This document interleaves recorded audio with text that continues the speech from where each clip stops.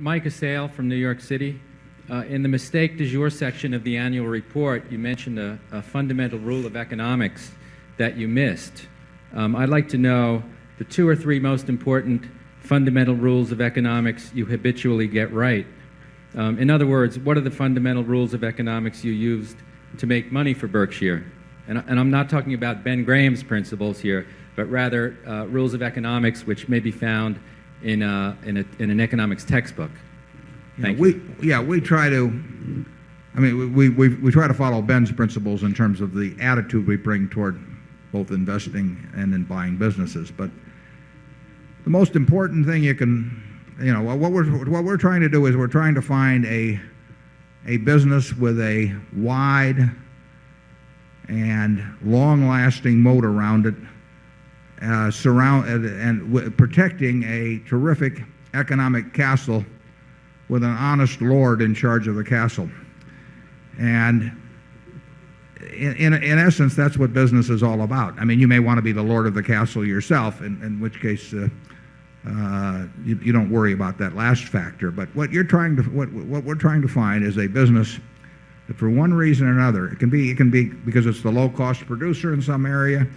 It can be because it has a natural franchise, because of service capabilities. It could be because of its position in the consumer's mind. It can be because of a technological advantage, or any kind of reason at all that it has this moat around it. And then what we have to decide is all moats are subject to attack in a capitalistic system. So everybody is going to try. If you've got a big castle in there, people are going to be trying to figure out how to get to it.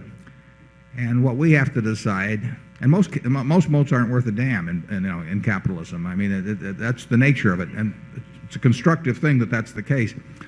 But we are trying to figure out why is that castle still standing, and what's going to keep it standing or cause it not to be standing 5, 10, 20 years from now. What are the key factors, and how permanent are they? How much do they depend on the genius of the lord in the castle? And then if we feel good about the moat, then we try to figure out whether the lord is going to try and take it all for himself, or whether he's likely to do something stupid with the proceeds, etc. But that's the way we look at businesses. And, Charlie, you want to add anything? Well, I think he wants it translated into the ordinary terms of economics. The honest lord is low agency costs. That's the word in economics. And the microeconomic business advantages are, by and large, advantages of scale. Scale of market dominance, which can be a retailer that just has huge advantages in terms of buying cheaper and enjoying higher sales per square foot. So by and large, you're talking economies of scale. You can have scale of intelligence. In other words, you can have a lord with enough extra intelligence that he has a big advantage. So by and large, you're talking scale advantages and low agency costs.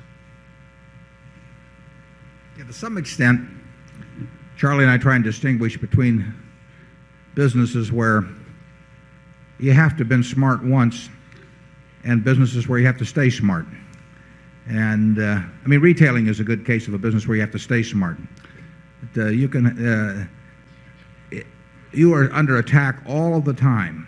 People are in your store. If you're doing something successful, they're in your store the next day trying to figure out what it is about your success that they can transplant and maybe add a little something on in their own situation. So you cannot coast in retailing. There are other businesses where you only have to be smart once, at least for a very long time. There was once a Southern publisher who was doing very well with his newspaper, and someone asked him the secret of his success, and he said, monopoly and nepotism. And he wasn't so dumb. He didn't have any illusions about himself. And if you had a big network of television affiliate station 30 years ago there's still a major difference between good management and bad management. I mean, a major difference. But you could be a terrible manager and make a fortune, basically, because the one decision to own the network TV affiliate overcame almost any deficiency that existed from that point forward. And that would not be true if you were the first one to come up with some concept in retailing or something of the sort. I mean, you would have to be out there defending it every day. Ideally, is you want terrific management at a terrific business, and that's what we look for. But as we pointed out in the past, if you have to choose between the two, get a terrific business. Charlie, any more? See, Zone 7, I believe.